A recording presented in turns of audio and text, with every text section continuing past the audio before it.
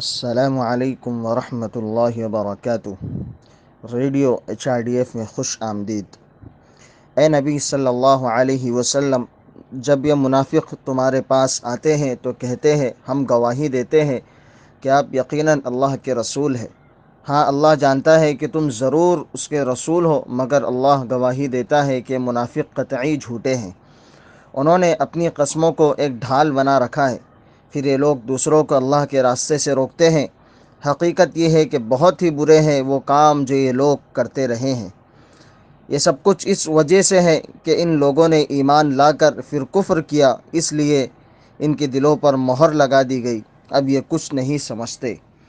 اور جب آپ انہیں دیکھیں تو ان کے جسم آپ کو اچھے لگیں گے، اور اگر وہ بات کریں تو آپ ان کی بات سنتے رہ جاؤ گے، گویا وہ ٹیک لگائی ہوئی لکڑیاں ہیں۔ وہ ہر بلند آواز کو اپنے خلاف سمجھتے ہیں، وہی اصل دشمن ہے، چنانچہ آپ ان سے چوکنے رہے، اللہ تعالیٰ انہیں ہلاک کرے، کہاں سے وہ بہکائے جا رہے ہیں۔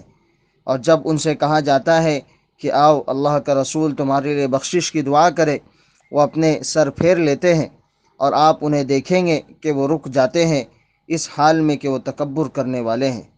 آپ ان کے لیے بخشش کی دعا کرے یا نہ کرے، ان پر برابر ہے، اللہ تعالیٰ انہیں ہرگز معاف نہ کرے گا۔ اللہ تعالیٰ نافرمان لوگوں کو ہدایت نہیں دیتا۔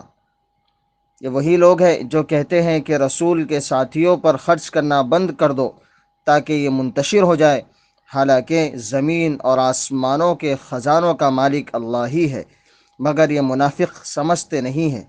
یہ کہتے ہیں کہ ہم مدینے واپس پہنچ جائیں تو جو عزت والا ہے وہ ذلیل کو وہاں سے نکال باہر کرے گا، حالانکہ عزت تو اللہ اور اس کے رسول اور مومنین کے لیے ہے، مگر یہ منافق جانتے نہیں ہیں۔